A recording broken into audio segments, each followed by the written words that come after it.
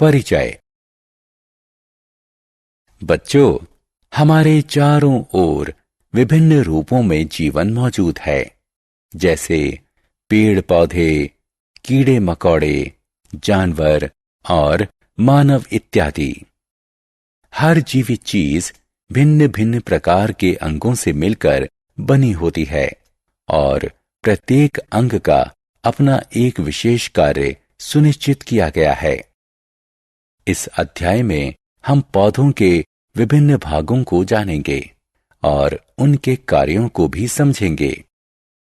उद्देश्य।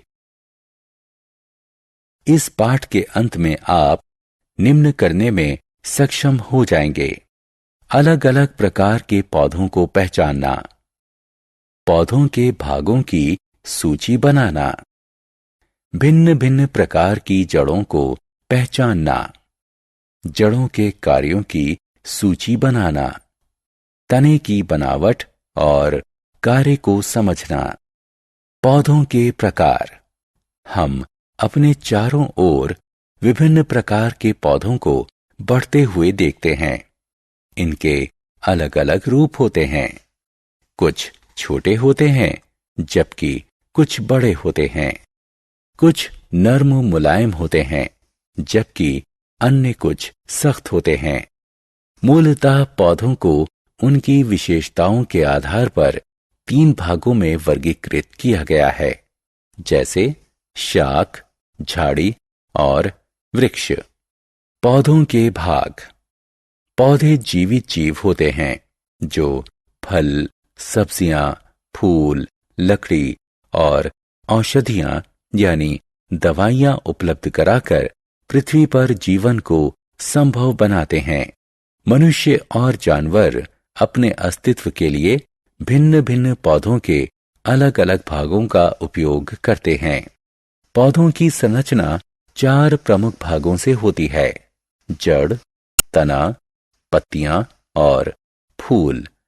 प्रत्येक भाग अपना एक निर्धारित कार्य करता है।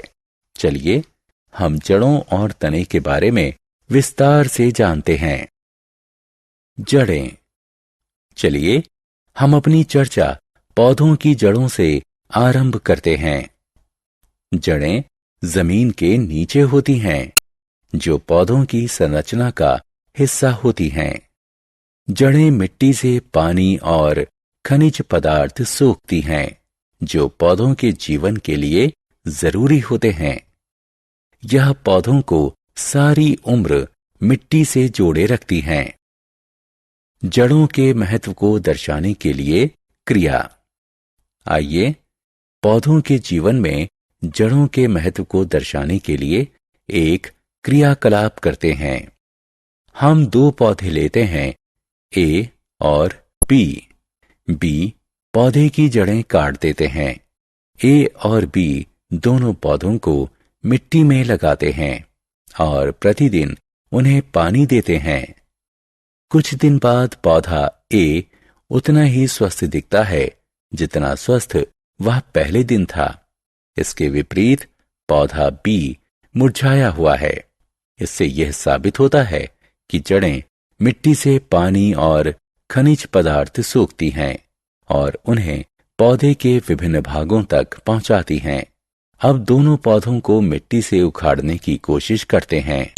पौधा ए अपनी जड़ों के सहारे मिट्टी में मजबूती से जुड़ा है, इसलिए इसे बाहर खींचना मुश्किल है।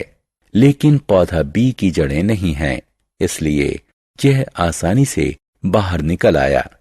इससे यह सिद्ध होता है कि जड़ें पौधों को मिट्टी में मजबूती से खड़ा रखती हैं।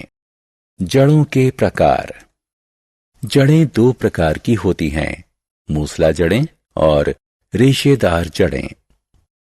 मूसला जड़ एक बड़ी सीधी जड़ होती है जो सीधे नीचे की ओर मिट्टी की गहराई में बढ़ती हैं।